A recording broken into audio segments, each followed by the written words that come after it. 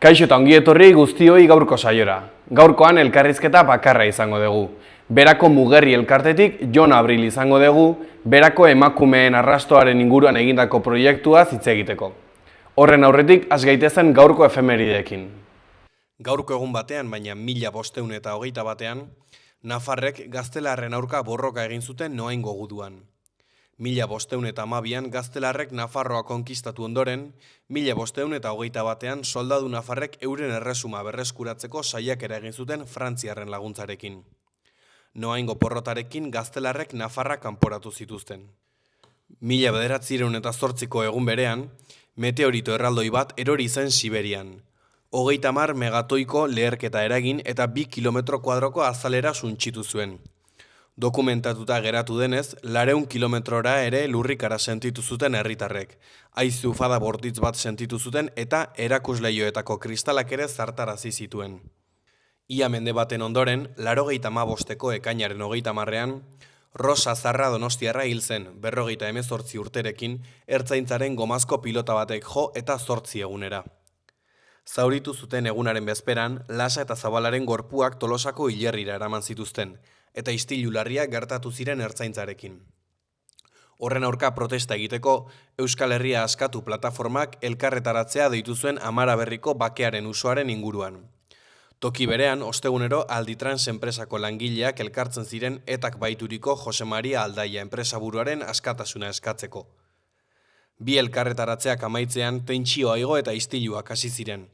Ertzainak agertu, tiro egin eta Rosa Zarra jo zuten sabelean.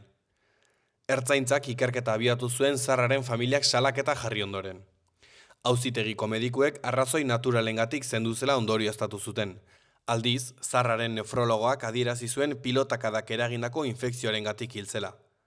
Epaileak soilik bertsio ofiziala hartu zuen aintzat eta auzia artxibatu zuen. 1986ko ekainaren 30ean, Irungo alardean emakumeek soldadu gisa hartu zuten parte lehen aldiz.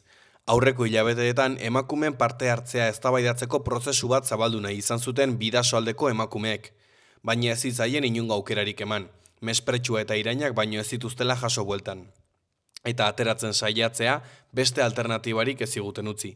Mertxe Trantxe historialariak argian kontatu zuenez.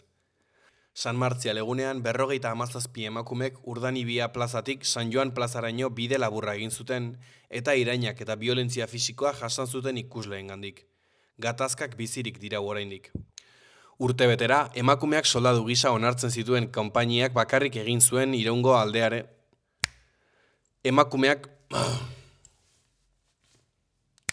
Urtebetera, emakumeak soldadu gisa onartzen zituen konpainiak bakarrik egin zuen Irungo alardearen ibilbide ofiziala. Aurretik, epaitegiak ebatzi zuten emakumeek alardean parte hartu zezaketela, eta alardeko juntako agintarien artean ere, emakumeen parte hartzearen aldeko botoak gailendu ziren ekainaren 29ean. Baina hurrengo goizean, konpainia guztiek bat egin zuten alardea beste auzo batetik abiatzeko, konpainia mistoa bakarrik utziz. Mertxe Trantxe historialariak argian kontatu zuenez, plantoa ezen zerbait espontaneo izan, aurrez planteaturiko zerbait baizik, hainbat alderdi politikoren inplikazioa tarteko. Azkenik, 2003ko ekainaren 30ean, UNESCOren txosten batek munduan hitz egiten diren hizkuntzen erdia 21. mendea amaitzerako desagertuko dela adierazi zuen. Hizkuntzen aurkako mehatxu nagusien artean aipatzen zituen faktore politikoak, kolonizazioaren eraginak, estatus politikorik eza edota hizkuntza nagusiaren aldeko politikak,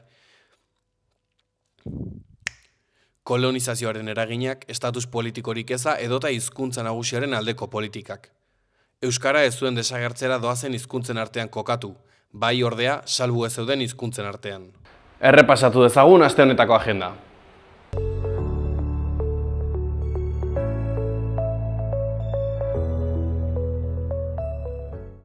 Aste artean, 600 urte historia partekatu bat izeneko erakusketa amaituko da. Herri ijitoaren inguruko erakusketa Arrotxapeako Zibiboxean. Egun berean amaituko da Catalina de Oskariz Arte eta Ofizio Eskola Municipaleko ikasleriaren erakusketa, Iturramako Zibiboxean. Aste azkenean eguzki eklipsearen ensaio orokorra, arratsaldeko 5:00 8:00 10 minutuko saioetan Baluarten. Ostiralean, Ormolu Galerian, Francesca Poza eta Tatiana Blankeren fragmento y vinculo erakusketa amaituko da. Igandean, Bereaingo futbol zelaian San Fermin Rugby Sevens txapelketa izango da. Eta bukatzeko, egun berean, Deep Purple taldeak Nafarroarenan kontzertua eskainiko du arratsaldeko 8:30. Orain, gaurko komunikabideen azalak aztertuko ditugu.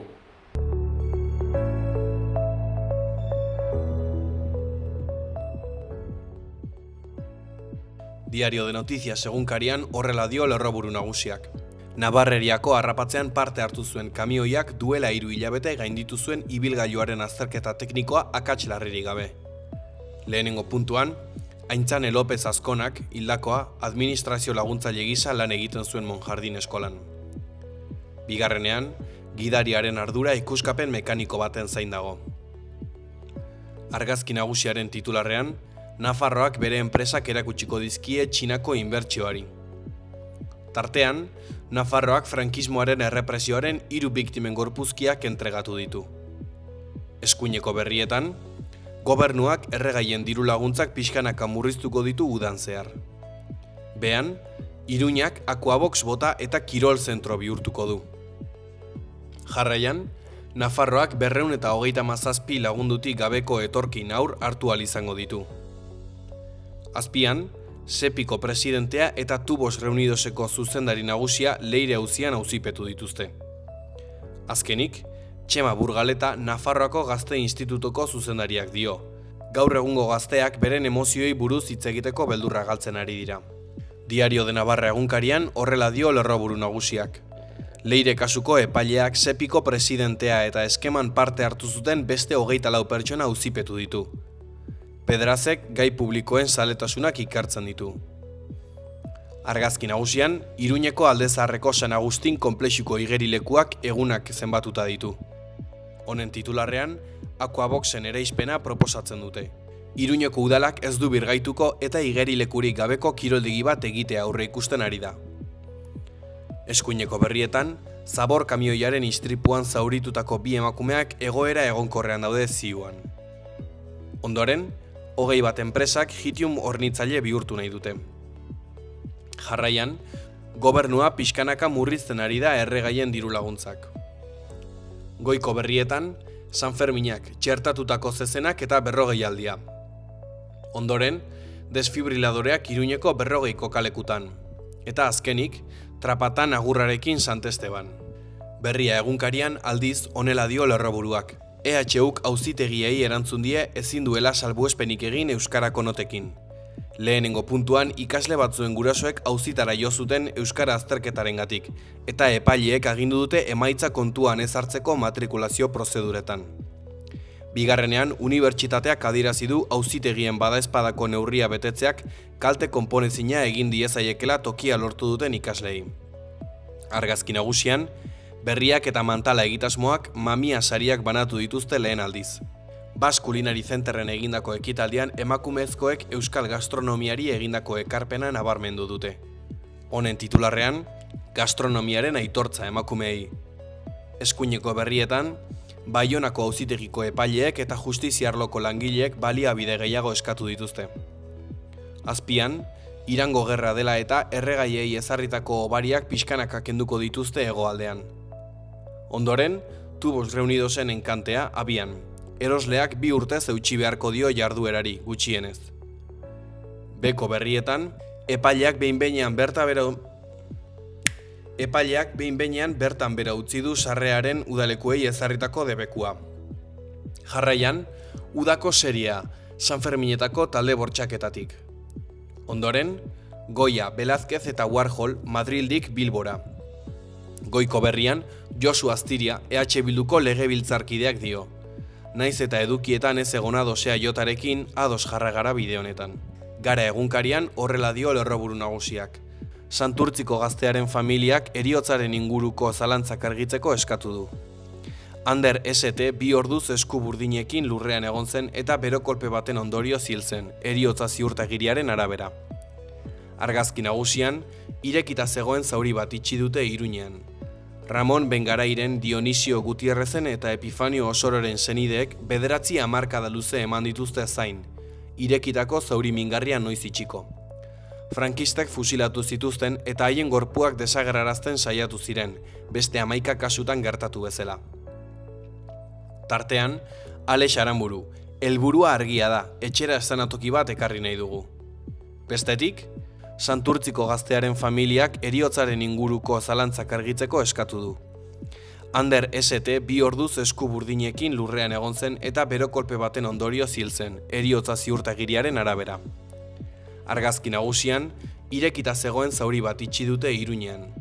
Ramon Bengarairen, Dionisio Gutierrezen eta Epifanio Osororen senideek 9 hamarkada luze eman dituzte zain, irekitako zauri mingarria noiz itxiko.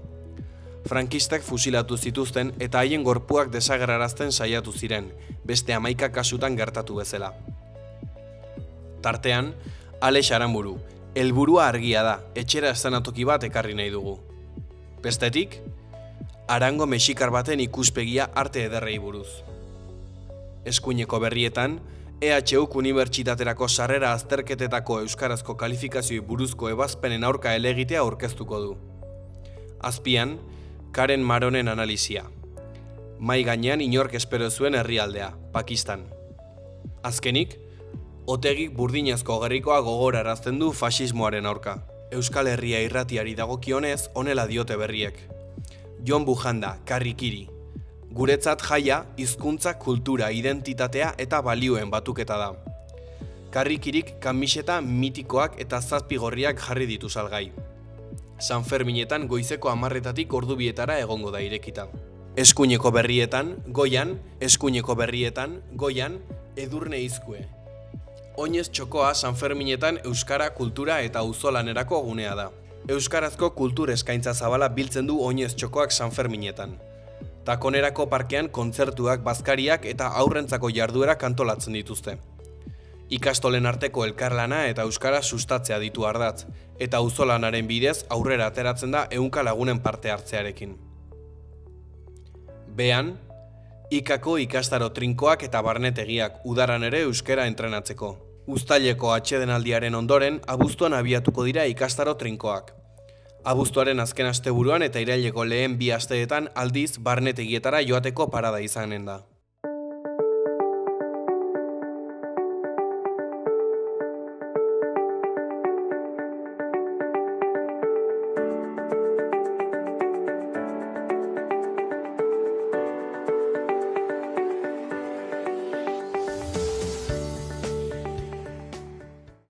Kaixo eta ongi etorri gurera, Jon, zer moduz? Ongi tazak. Plazera zuen izatea, guera ongizu gurekin izan da.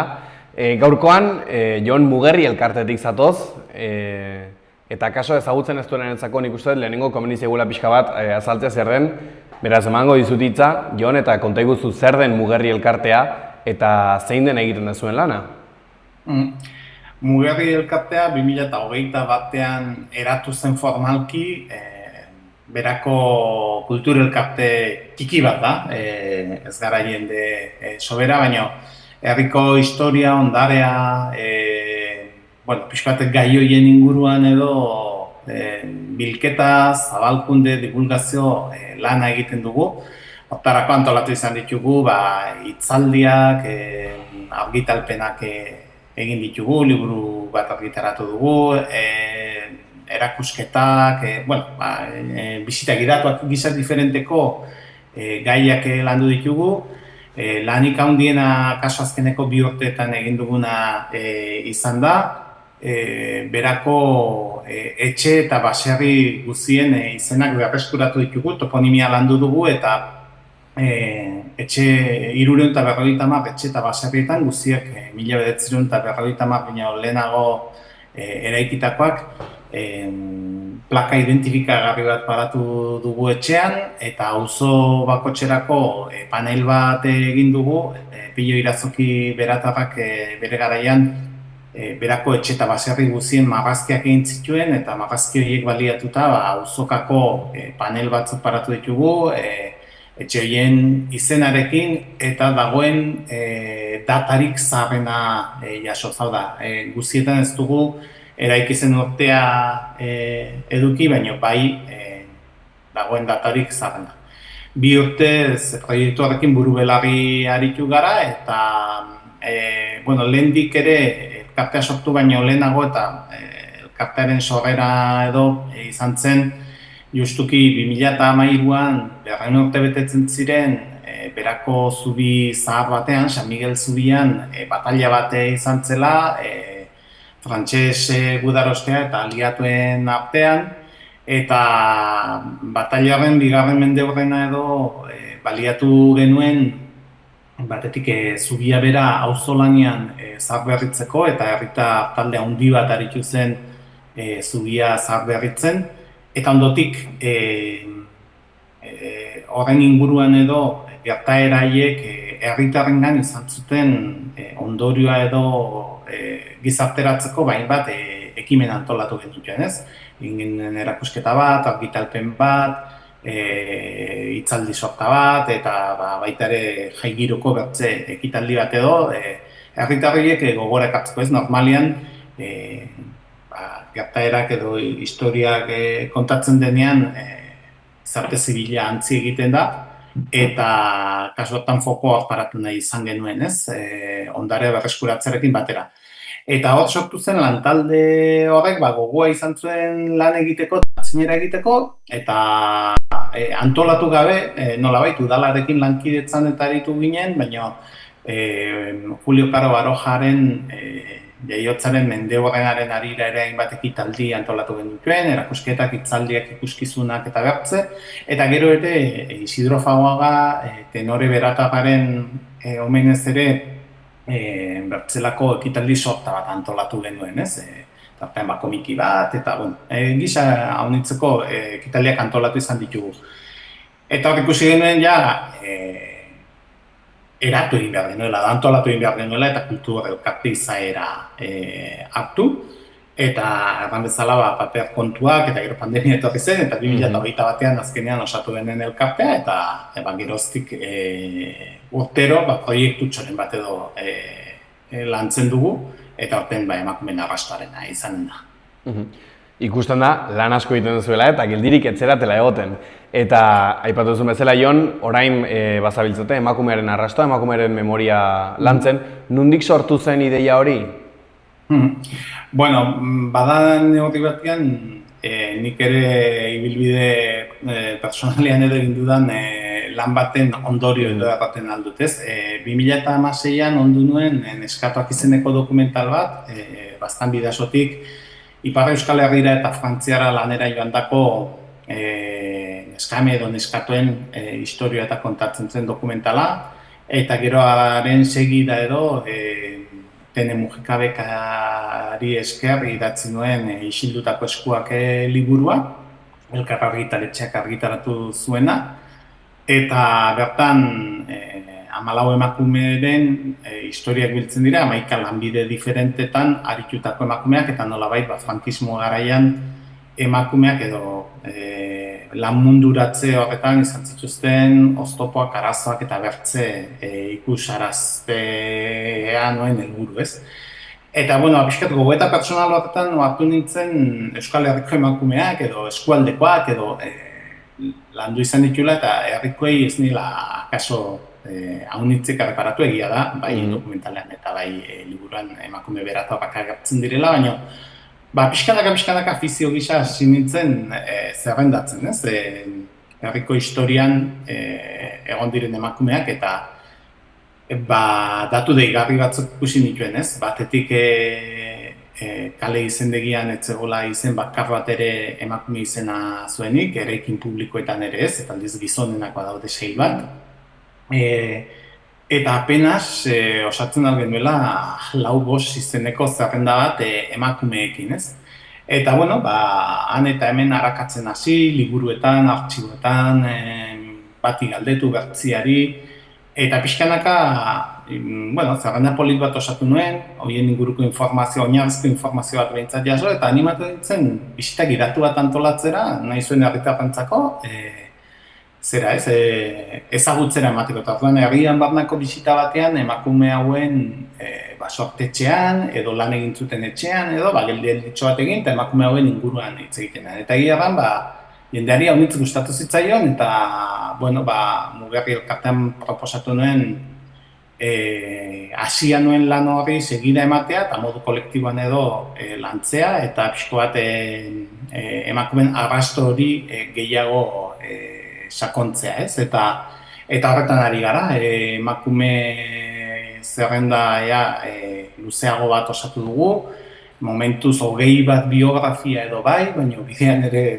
badaude batzuk gehiago, eta gero bertze emakumea unitzen aipamena bai eginen dugu, baina akaso ez gara gauza biografia oso bat eratzeko arrazoi diferenteak tarteko. Ez gehienetan informazio dokumentaturik etzaigulako haietu, haiek ezagutu zituzten pertsonak ere hilik daudelako, eta, bueno, hori izaten da arrazoi nagusia, batiz ere dokumentaziorik ez dagoela, badakigu agian gertaera bat izan zutela, edo zerbait ere izan zela, baina ez da aski biografia bat idazteko adina, baina, bueno, bintzat aipamen hori bai egin nahi dugu, eta ia 25 bat emakumeren biografia osatzen dugun, eta bertze, segurazki 50 bat emakume gutienez bai aipatuko ditugula, arrazoi diferenteak tarteko,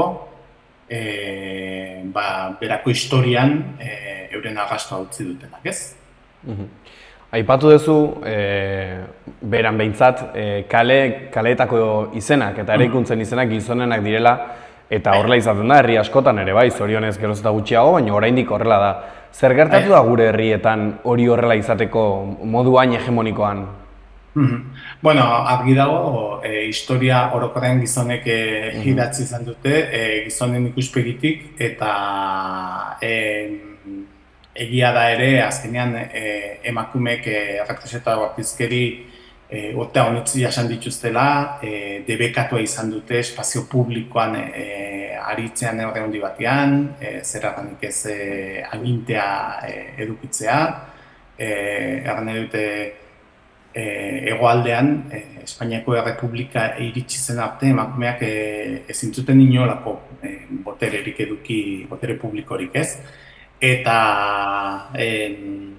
horrek haunitz mugatu du, eta berdin bertzelako esparru batzutan, kulturarloan, zenbat eta zenbat emakumeek ezin zuten idatzi, edo ez zuten eskubiderik idazten ikasteko ere, ez? Eta bueno, horrek denak markatu du dudarik gabe, ez?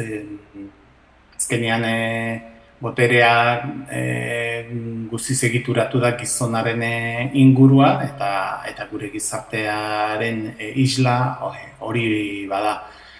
Baina horrek ez du erran nahi, ez dagoenik emakumerik ez, eta bueno, arlo diferentetan gosta egiten da, dokumentazio hori biltzea, baina nahita ere egondu da, ez, emakume horiek zabatzeko edo isilarazteko edo gutxiesteko haunitzetan, ez da kontuan hartu izan, ez, eta bueno, adibidez, agian pertsona ezagun xamarrago bat, baina gure herria beratik kanpo jende haunitzek ezagutzen du Barojatarren herria izan delako, ez, eta Pio Baroja aski idazle ezaguna, bere anaia Ricardo Baroja grabatzaile eta marrazkilari ezaguna, kaso ez Pio Barojaren maila berean, baina bazuten hirugarren kide bat, familian, arreba bat, idazlea izan zena, poeta, antzerkilaria zera, eta bere bi anaiek eurek ere ez zuten hartzen, Espainiako 98ko belaunaldi hartako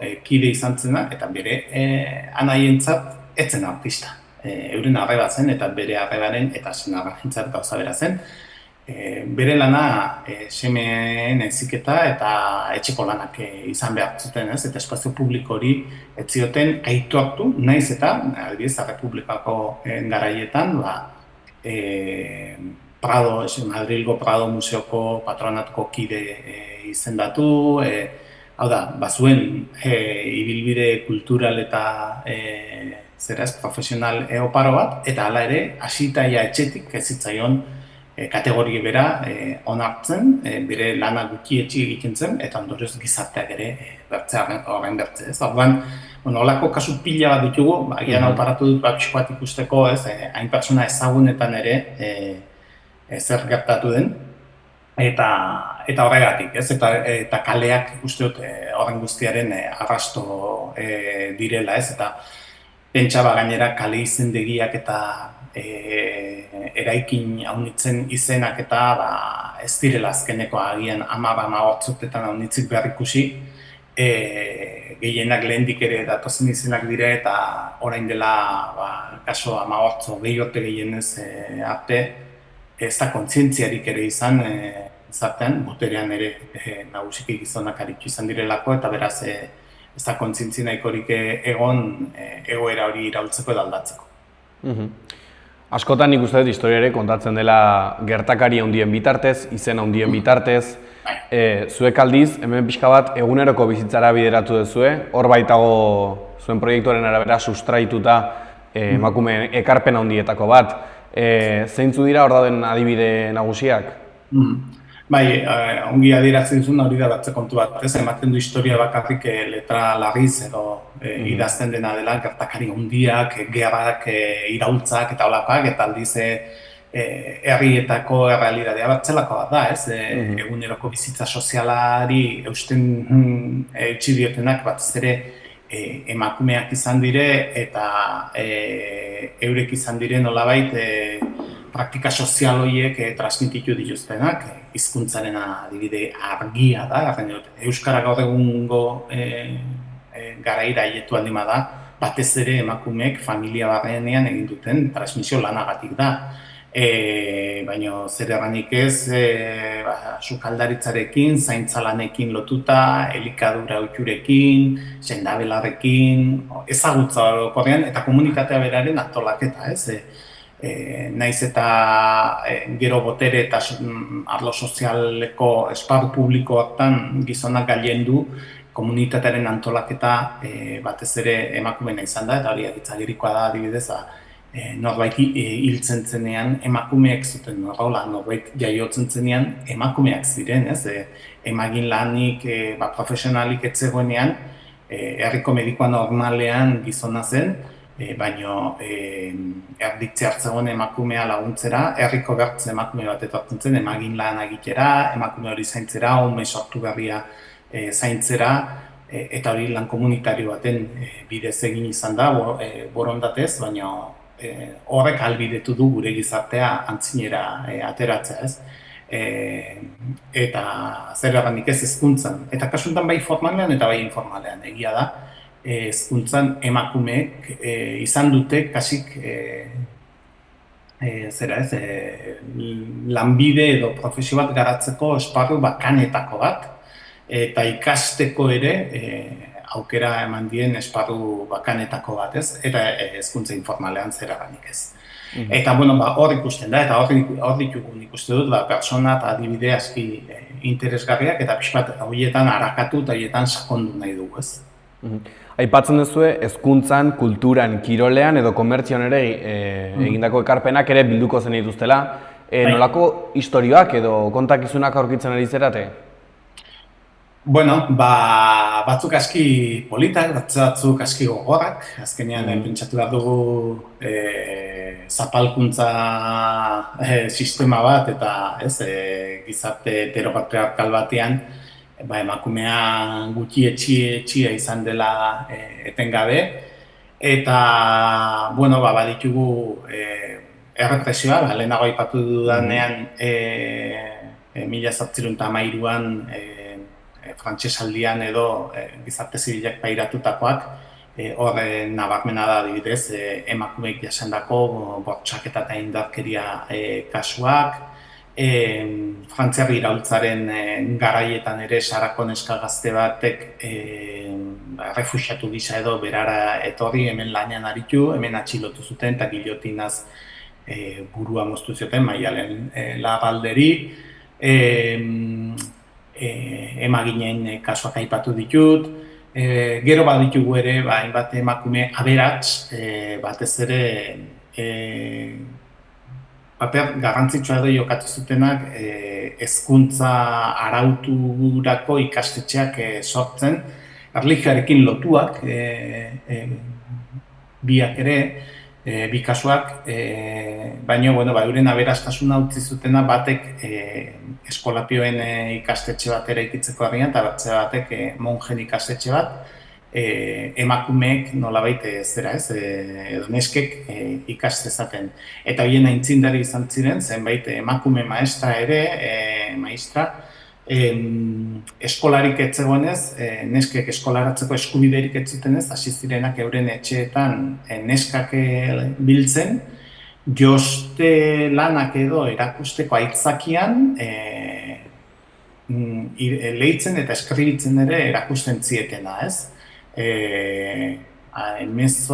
mendearen ondarretan eta 19. mendearen hasieratan, 19. mendearen zatirik handienean, emakume hauek jokatu zuten rola bere bizikoa izan zen, emakume haunitzek alfabetazio minimo bat gutienez eskuratzeko, eta hor, agiri bat adibidez agautu dugu agitz polita, 1802koa uste dute dela, non maistra hauetako batek adierazten duen doktrina bi hizkuntzetan erakusten zela, ez? Eta,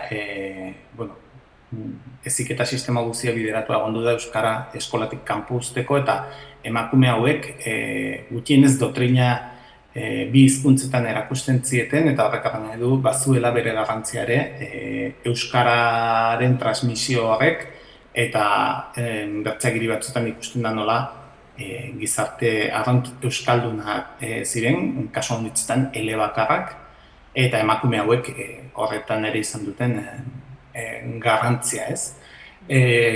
Bildu ditugu dudarik gabe Espainiako Gerra Zibilaren eta frankismoaren garaian emakumeek pairatutako errepresio adibide ugari. Badago ere emakume bat Bigarren Mundu Gerran Komet sarea laguntzen ibili zena, beratarra, baina Gorruñara espostu eta han bizi zela atxilotu zutena, eta Alemaniako kontzentrazio esparru batean erail zutena. Eta hori da justuki 2028an plaza bat paratu zitzaion beran berako emakume honi, Frantzia altzuet altzate, lehendabiziko espazio publikoa beran emakume izena duena, eta bueno, badan nolabait hau eta aldi berean memoria historikaren inguruan herrian egiten ari garen lanaren ondorio edo espazio publiko honek emakume izena edukitzea, ez? Adibideak haunitzez gehiago ere zera baditugu, ez? Baina erran bezala errepresioarekin lotutakoa, raketisten artean ere bada emakume bat, Errepublikaren antzinetik edo mugimendu handia egon zen Euskal Herrian emakumeak erraketista edo aritzeko, kirol arloan, nahiko mugatua izan da eta gaizki ikusi orokorrean emakumeek kirola egitea, baina hor topatu zuten bide bat, gero frankismoak arrantian moztu zuena, eta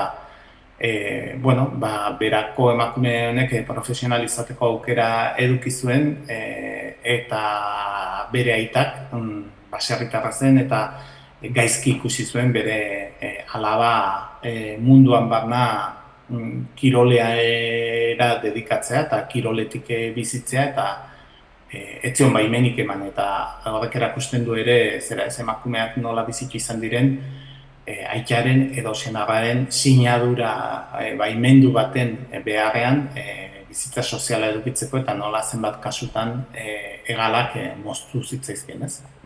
Kulturaren arloan ere baditugu, aipatu dut Carmen Baroja, bere koina eta Carmen Monet, Carmen Iraizoz idazle beratarrontzat ere aski ez ezaguna, 3 liburu argitaratu zituen, horietako batekin sari prestigiotsu bat, Blasco Ibañez irabazi zuen, nahiko, garen nuke liburu feministak direla 60. hamarkadan indatzek izateko, eta, pixkat, kultura arloan ere adibidez dago monja bat,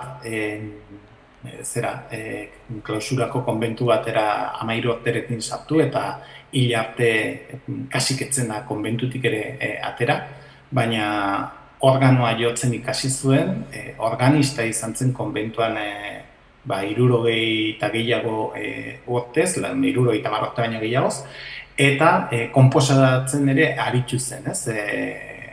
Organorako musika konposatzen aritu zen, eta hori, bueno, bitxi xamarra egin zaigu.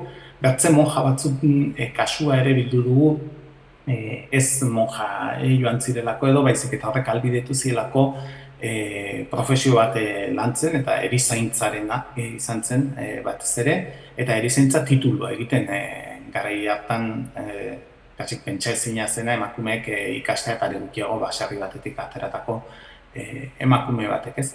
Eta horren arira, justuki azkeneko egunetako deskubrimenduetako bat izan da, Nafarroako lehen emakumea unibertsitatera joan zena, beratara izan zela, 1902 urtean, hori egan behar delako, garai hortan lortu zuten emakumeek lehendabiziko aldiz, unibertsitateko ikasketetara joatea, hasieran matrikulatu zitzezken, baino ez eskolak hartzera joan, pixkanaka hasi ziren lortzen, baino gainera hasieran irakaskuntza publikoan depekatu zitzaien eta bakarrik pribatuan, gero naiz eta titulu edukitzen lanerako eskubiderik, eta, bueno, oztopo pila bat izan zituzten, ez? Eta emakume hau, Juana Clotilde Etxeberria Amadot, beratarra, erran bezala, izan zen lehendabiziko emakumea Nafarroan unibertsitatetik ikasketak egin zituena, eta farmazia ikasi zuen, eta Espainiako estatuko 9. ikaslea, emakumezko ikaslea, farmazian graduatu zena, eta Euskal Herriko lehendabiziko.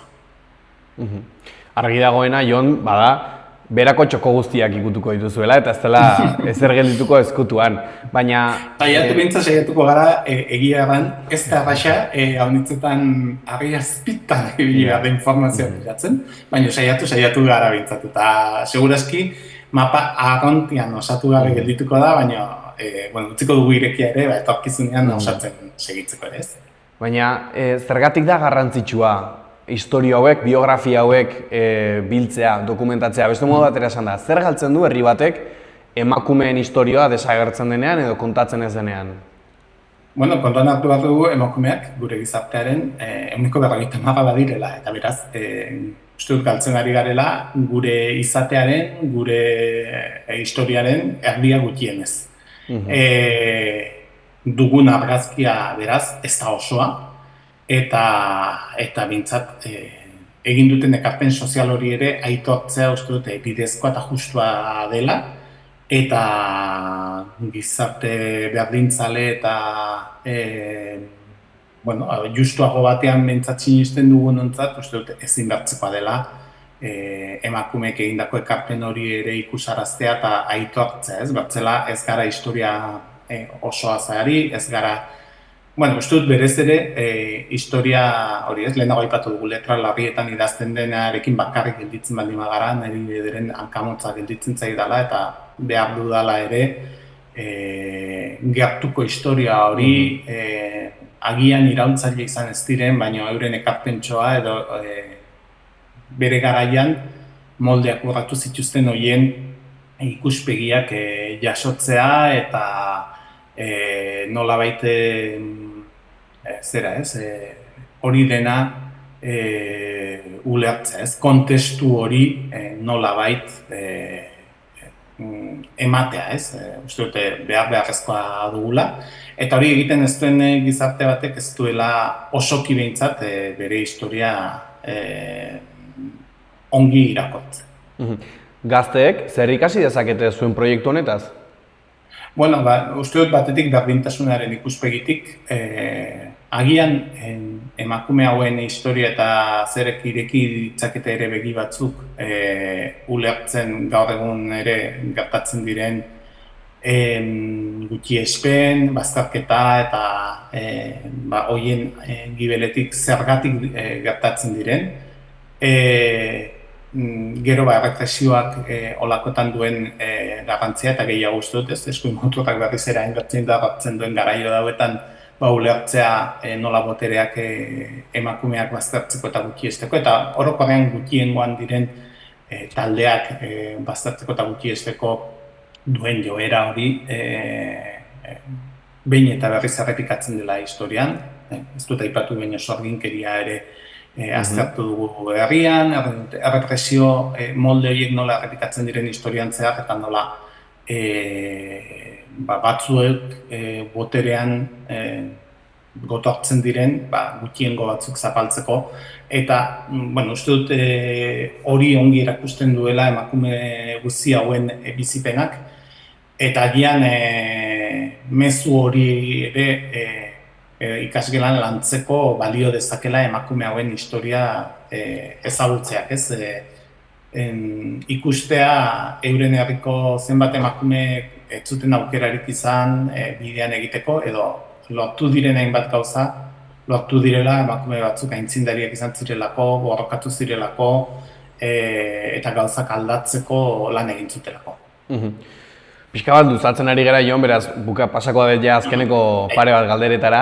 Lehenengoa bada, herritarrak parte hartzen ari direla, proiektu honetan, herritarren laguntzarekin. Zer moduzkoa izaten ari da herritarren laguntza edo parte hartzea?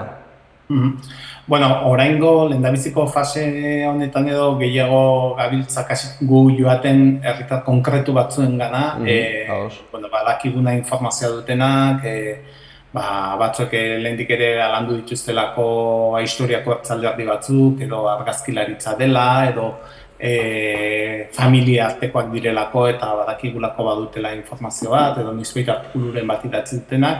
Pixko bat horiekin gabiltza eta gero batez ere iraila urrian edo bai herritarren parte hartze zabalago bat aurreikusiko dugu. Hau gizarteratzeko momentu horretan, ez? Batetik ibilbide gidatu bat egin nahi dugu antzeztua, eta horretan herritarrek aktore lana egitea nahi dugu, eta horretara gonbidatuko ditugu. Emakume hauen paperean edo aritu daitezen. Eta gero, holako mural edo collage bat ere egin nahi dugu kalean, espazio publikoan presentzia iraunkor bat izan dezaten emakume hauek, eta hori ere herriko jendearekin osatu nahi dugun lan bat da, eta pixko bat eurekin eginen dugu. Eta gero, egongo dire batzelako ekitaldi batzuk, batzutan agian herritarrek publiko bezala, eta batzutan euren ekarpena edo eurek osatzeko lana eginen dute, eta pixko bat zera ez, bagabiltza talde motortxo bat edo pixko bat proiektua dinamizatzen eta, baina jende gehiagoren ekarpen hori jasoko dugu horrengo hilabetetan. Emaitzei buruz egin da, okeraz manago urrir arte luzatuko duzue hau. Aipatu duzu panela, kolaxak, okeraz manago eskolan ere zerbait egiteko asmoa duzue. Behin herri guztiak emaitza ikusten duela eta ikusten duela egin dezuena, zuen aurkezpenak, eta zer gustatuko litzaizuke herritar bakoitzak etxera eramatea? Batetik fizikoki liburuxka bat egingo dugu, ilustrazioekin eta testuekin. Eta beraz hori gorde ahal izanen dute etxean. Eta eremu digitalerako ere landuko dugu, bai Wikipediarako, sare sozialetarako, eta gauza fisiko horietaz gain nahi nuke batez ere kontzientzia hartzea. Kontzientzia hartzea zenbat emakume ez ditugun ezagutzen, zenbat historio galdu ditugun, zenbat, eta horretan transmisioak duen importantzia. Eta beraz, hori behin gaur egun guk ere egin dezakegu, ez? Eta balioan paratu, hainbat herritarrek behar da, bakotxak bere esparruan egiten duen lana, egiten duen ekarpena, eta hori badela, ez? Lanerako tresna importante bat, eta hori gure txikitik bakoitzak ere egin dezakegula, ez? Eta agian norbaiti hauetako historioren batek bihotz aukituko dio, eta zergatik ez, bideo horretan edo gehiago sakondu, edo emakume horren enbaixadoren nolabait bihurtu, eta kontakizuna bertz batzuei ere egitea, ez. Bukatzeko, Jon, berako emakumeen historiatik, edozein herritakoak, baina kasu honetan berakoak, zer ikasi dezakegu gaur egungo gizarteari begira? Dudarik gabe errepresioaren ondorioak ze bortitzak diren, boterea nola gotortzen den eta nola behin eta berriz errepikatzen dituen molde bertsuak eta gutxiengoak eta bereziki emakumeen eskubideak nola etengabe zapaltzen diren eta eskubideak lortzen direla edo modu individualean batzutan, baina batez ere modu antolatuan aldarrikatzen direnean eta urraketa horiek salatu eta elkarrekin aldatzeko lan egiten denean. Mi esker, Jon, gaurkoan gurekin egoteagatik. Ez dakit bukatu baino lehen beste zerbait aipatu nahiko zenukeen? Bueno, bai dei egin dugula, norbaitek baldin badu historioren bat gordea etxean edo ezagutzen baldin badu, emakumeren baten historioa bada ezpada guri kontatzeko, agian jaso dugu, agian ez, jaso dugu bakarren bat eta sorpresa politen bat, eta normalean joera dugula, nire amatxik alako zera egin zuen, baina ez du importantzirik. Normalean importantziak entzekoa eta justun kontrakoa, ez? Nahiz eta iruditu gaur egungo begietatik haunitzetan gauza txikia dela, haunitzetan emakume hauek ekarri zituzten aldaketak sakonak izan direla gure herrietan eta kontatzeko ezagutzen dituzten historio txiki horiek. Mi esker, Jon, gurekin izateagatik, mi esker baita ere egiten dut zuen lanagatik eta hurrengora arte. Eskerrik asko zuei eta nahi duzen arte. Berdin. Ireki zeure negozioa martxan dagoen baten abantailekin. Negozio bat ireki nahi duten pertsonak eta berea eskua aldatu nahi dutenak elkartzen ditugu. Laboral Kutxa.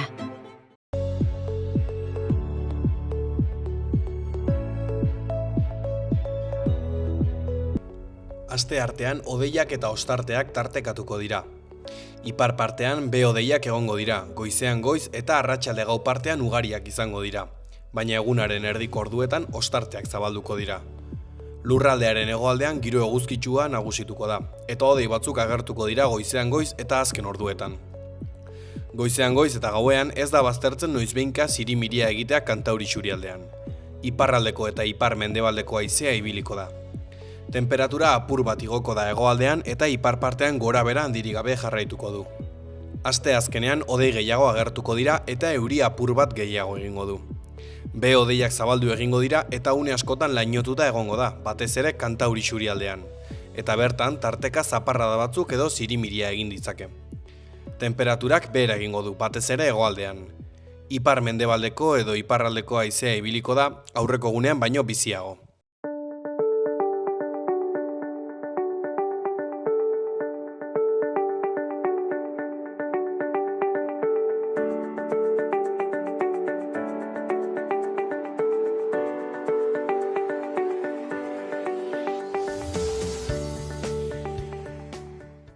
Hau izan da gaurko saioa. Mila esker gurekin egoteagatik eta bihar arte.